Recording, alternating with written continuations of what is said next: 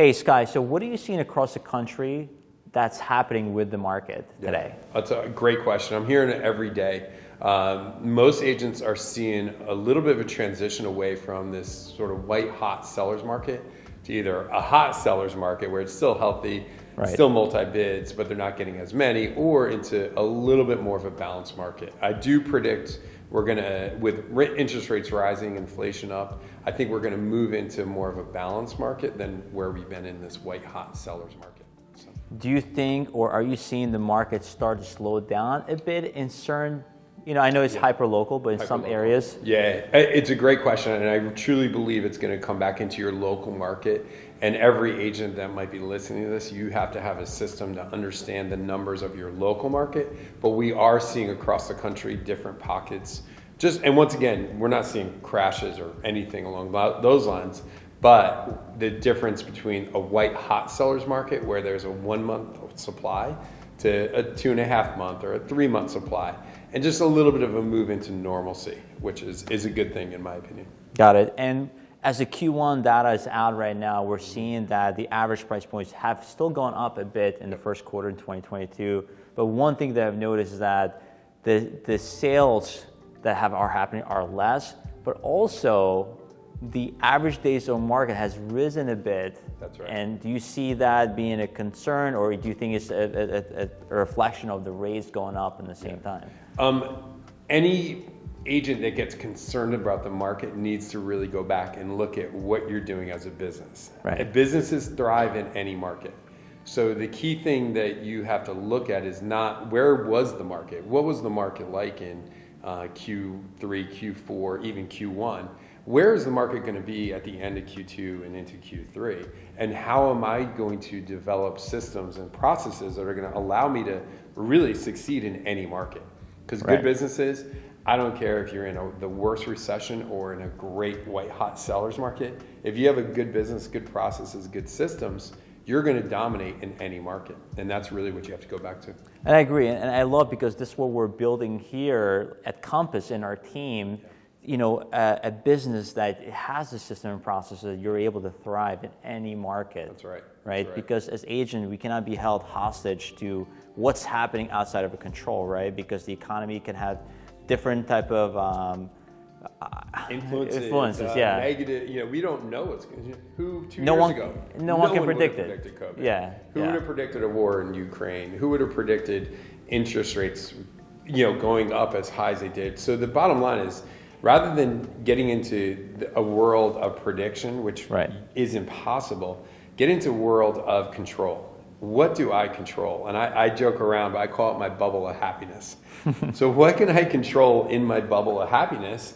And that's the only thing I worry about every day. Because everything outside of my control, it might influence me a little bit. But when I'm occupying my time and my energy on things that I have zero control over, that's where you just end up spinning in circles.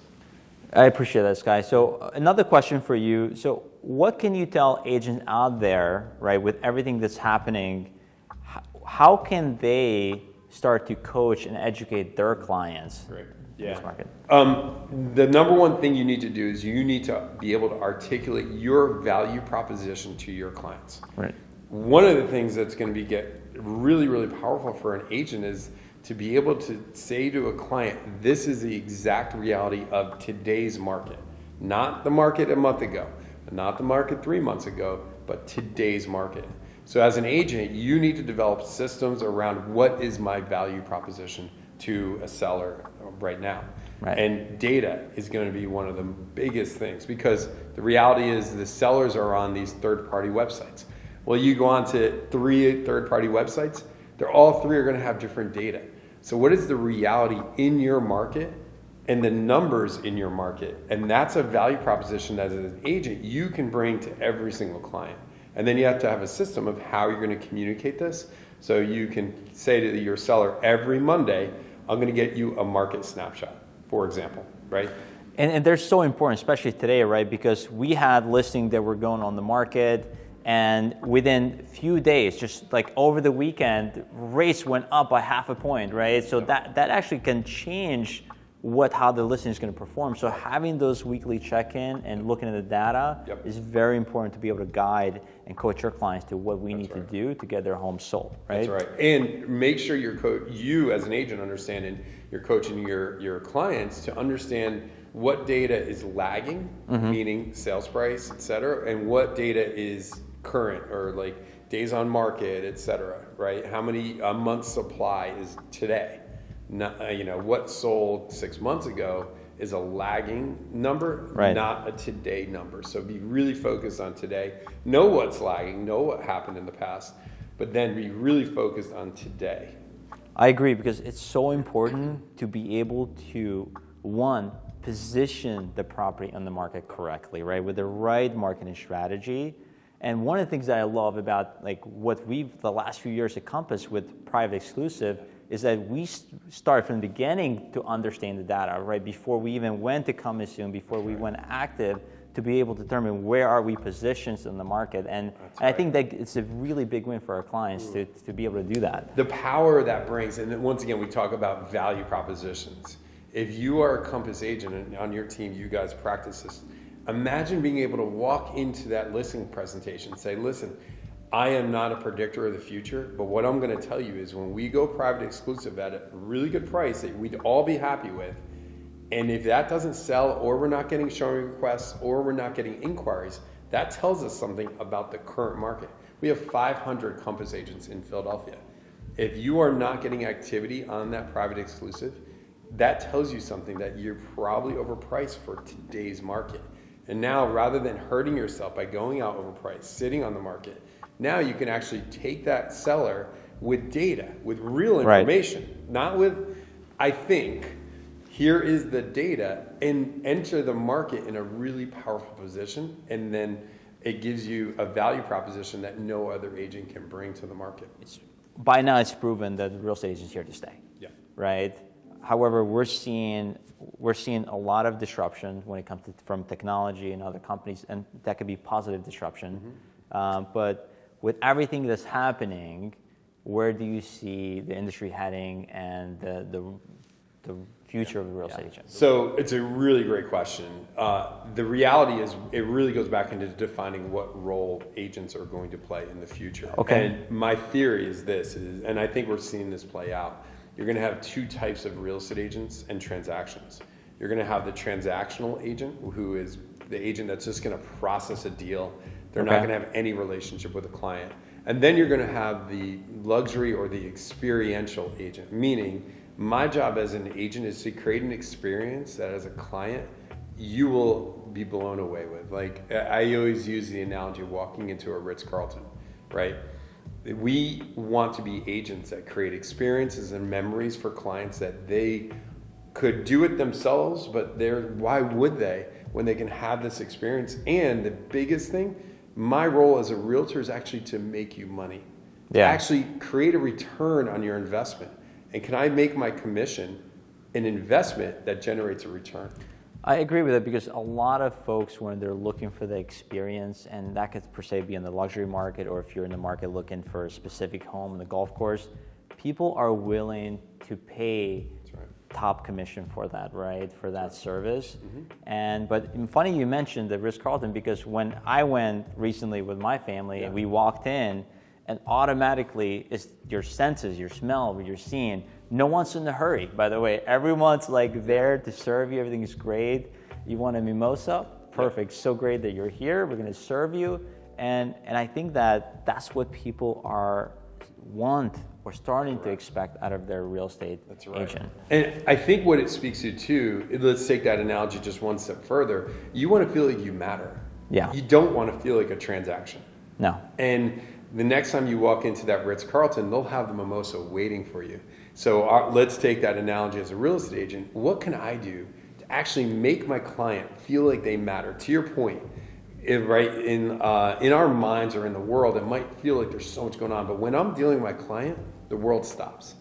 Right. You are my most important time right now. And in addition, sights, all the senses. Yeah. How am I going to create an experience for this person that hits their senses and emotion, right? Safety, security, financial wellness, whatever it might be that's important to that client. But I have to make sure I'm treating this person like a human being, right, and make them feel like they matter. When I do that, that's when we create this experience that's no one else can replicate that. And you can't do it on the internet. You could hire some crappy person to do it, or I'm going to create this experience, and I want that Ritz-Carlton experience. Right? Yeah, because I think if I hear it correctly, so there is going to be that agent, for example, that it's going to do a service, just open that door for you, and maybe get that flat transactional fee that doesn't really give that experience to the client, and that may exist, right? Yep. And then you have the other agents going to be able to provide that, concierge service and experience and provide the value that comes along with getting that advisor on your side, right?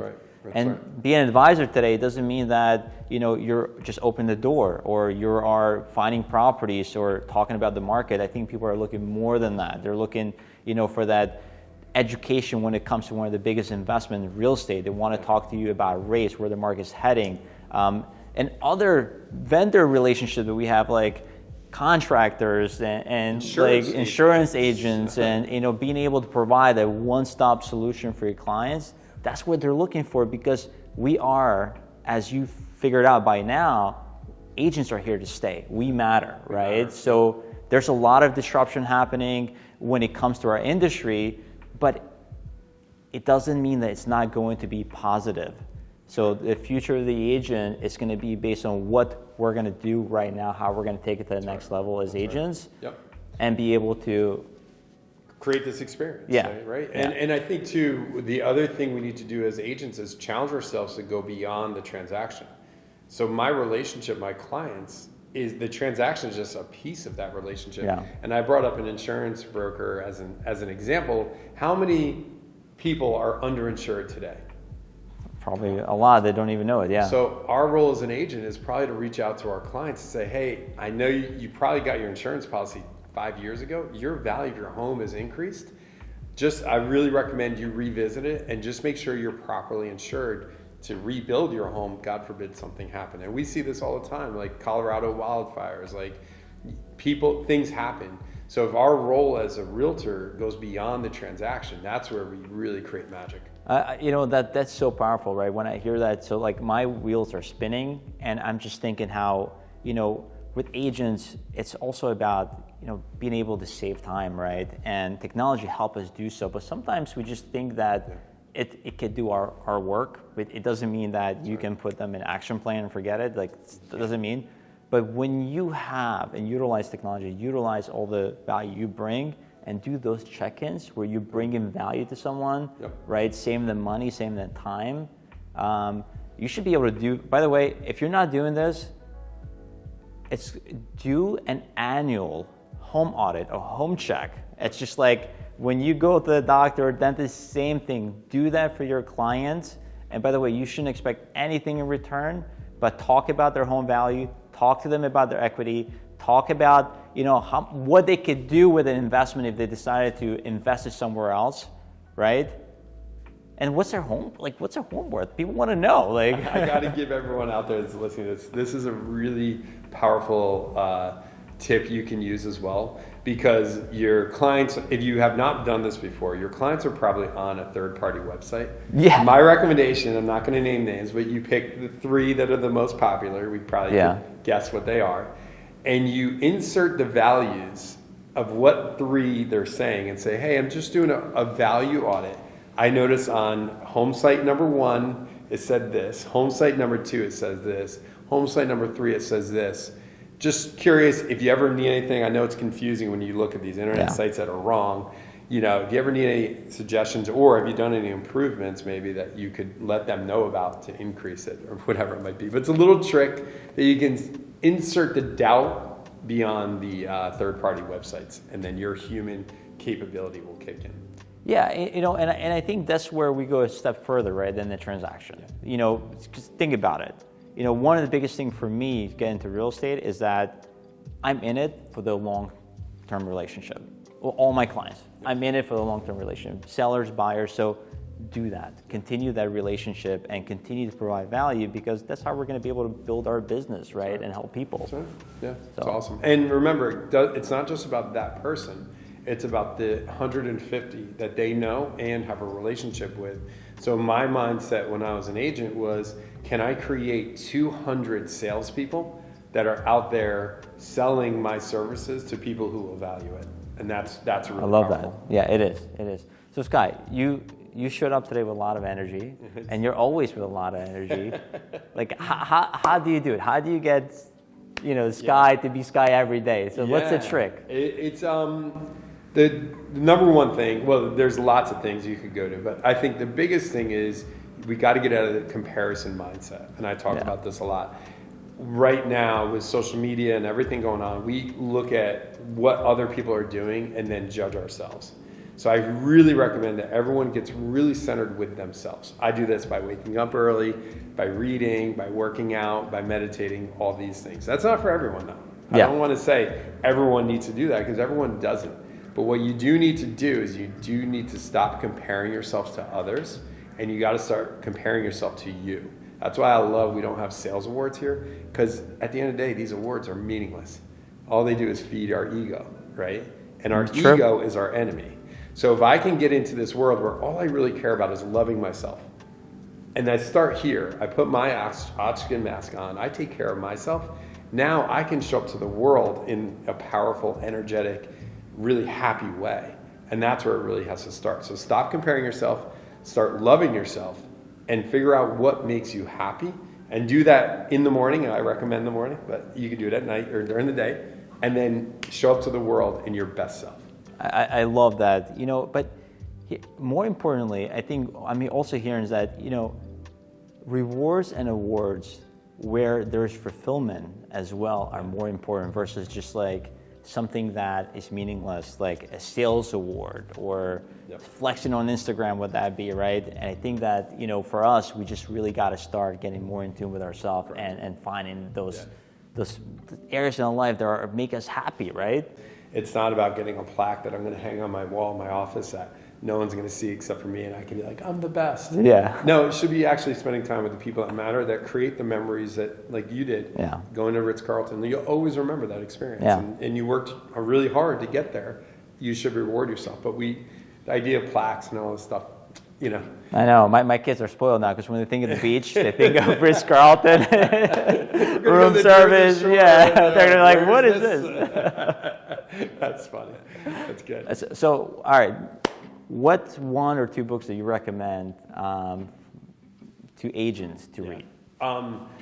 The book I recommend to everyone, real estate agents, non-real estate agents, is the number one is The Compound Effect. Compound Effect? Okay. And the whole key behind The Compound Effect is doing little things, but making sure you do them consistently, so those little things compound upon each other. The second book I love is Atomic Habits as well. I love that book. Similar concept. We build mountains, and then we do this to protect ourselves. We do this to say, oh, well, I want to run a marathon. Oh, that's too hard. I can't do that. Instead, we want to do little things, but do them habitually. 1% better, right? 1% better. It's a concept that you can get into to say, instead of me saying, I want to run a marathon, I'm going to say, I'm just going to run 400 feet today, right? On day one, I'm just going to walk a mile. Day two, I'm going to walk a mile and 1.1 miles, etc. So it's these little habits that you do. So those two books, I think, because the reality is most of us know what to do, but we don't do it. And it all comes back into our mind, and then our heart, our emotion. We create these blocks in our head that just kind of stop us from like actually moving forward. And it's normal. Our brain, we do it because our brains are still the caveman brain. So we create blocks because we don't want to be vulnerable. We don't want to put ourselves into jeopardy, right?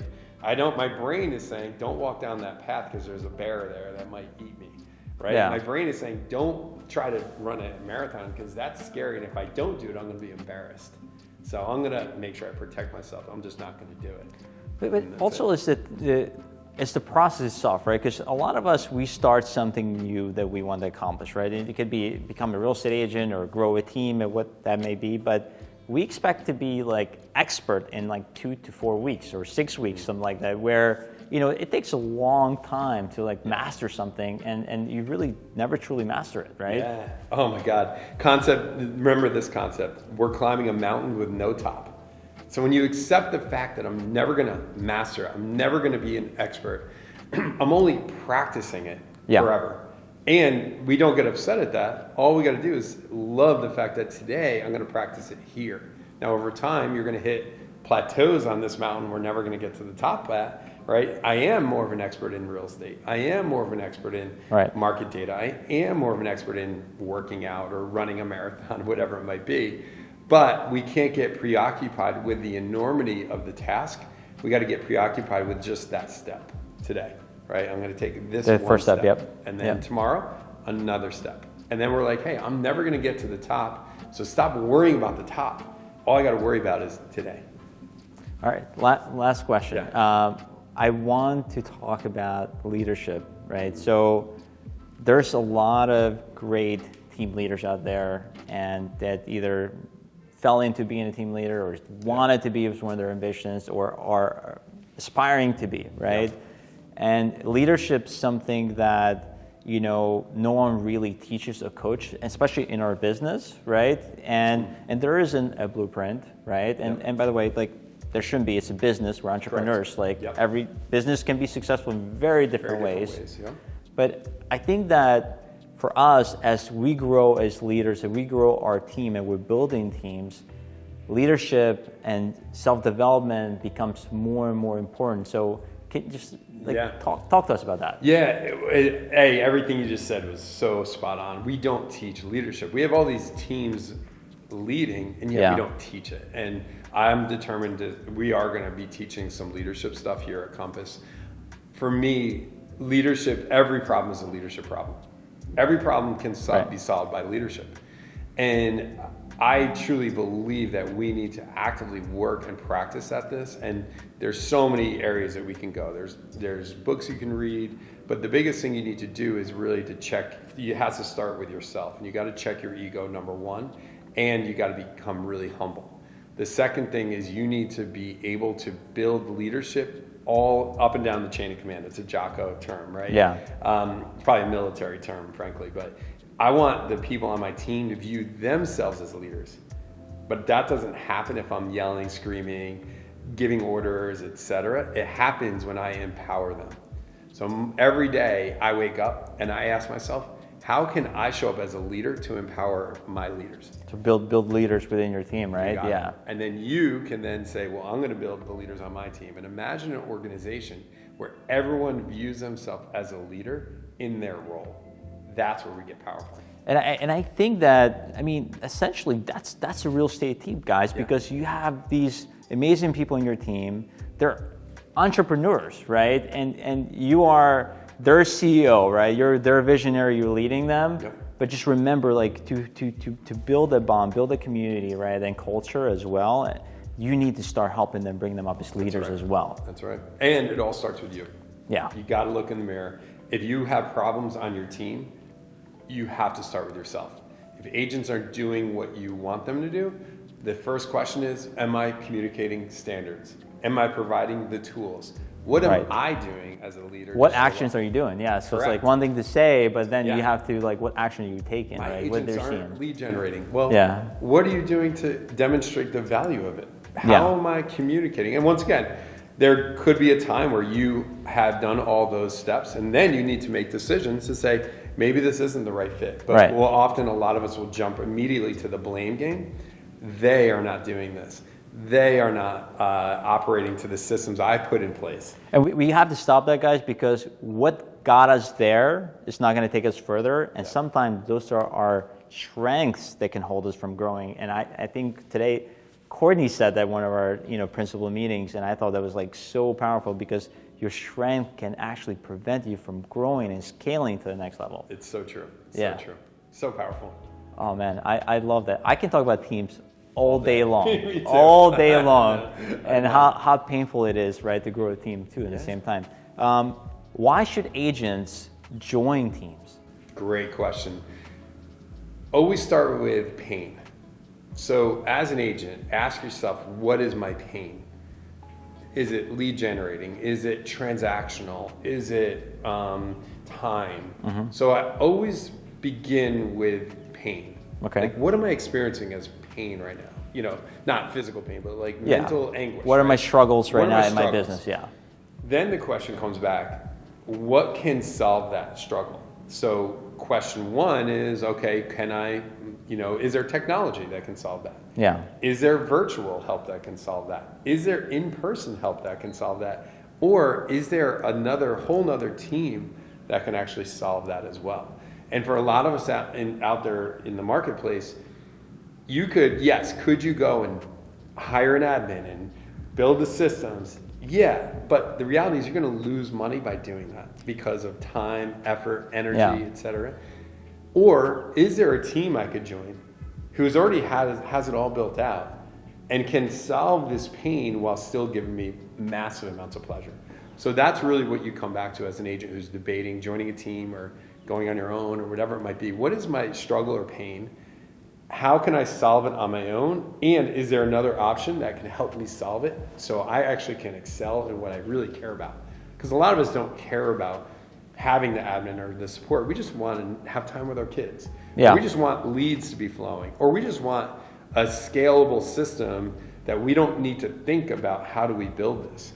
So that's where joining a team, you could basically be where you want to be in 2 years, in 3 months by joining a team, versus having to do all this. We know this as team leaders. It is painful to hire people. It's painful to fire people. It's painful to manage people. So is there a world where your ultimate why or goals and pleasure are solved by someone else's efforts that they've already created? I mean, that's so true too. And when you are searching for a team, obviously, same go to the team leaders when they're hiring as well. I think it comes down to, one, knowing your values and your missions, right? Your principles. Yeah. Right?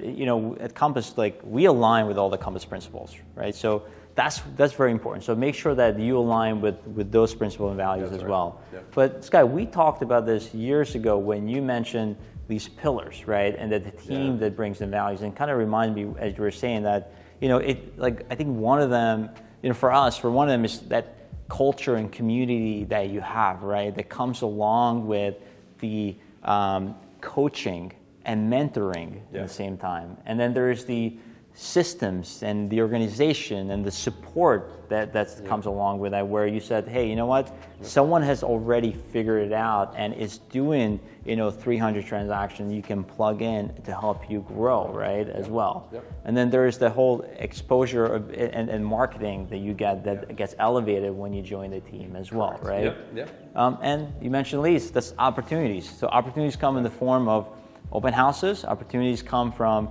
sphere and just being surrounded by people that just it's more opportunities around you, or even leads like Zillow leads or coaching too. Yeah. Hey, you know what? I want to get more business for my sphere. How do I do this? If you have to go out and pay for it, that's expensive. Well, if you could have a team that actually coaches you. Yeah. And there's so many layers. And then the final pillar I talk about usually is profit. Well, profit is everything. It's not about units and volume. It's about profit. Yeah. How much am I actually walking home with? And that's where the team members, like my team members made so much money because they didn't have to think about the transactions or the systems or the marketing, and it was all done for them, which resulted in a much bigger profit than them being on their own. So what's the funnest thing you have done with your team that you can think of? Funnest thing, we did a Habitat for Humanity Build Day every year, and it's still to this day something I come back to as I was so proud of it just because of the fact that every team member got behind it. So anyone out there on the call that maybe runs a team, combine giving back and fun and charity all in one. And I truly believe if you can get into a mode where there's some organization or something that everyone can get behind, and it really, to this day, that's one of the funnest things we did as a team. And everyone showed up. We built houses. We would do a happy hour afterwards. So it was powerful to be there next to people who you were building a home for, but then also as a team to look back and celebrate what we did that day and raise money and everything along those lines. Thank you so much for joining us, Skye. Really appreciate your time and just giving us this value, gold nuggets through this entire video. So Thank you so much for having me. And if I could give everyone one last message, just focus on getting a little bit better every single day. And that's all we got to do. I love it. 1%, guys, each day. That's it. Thank you.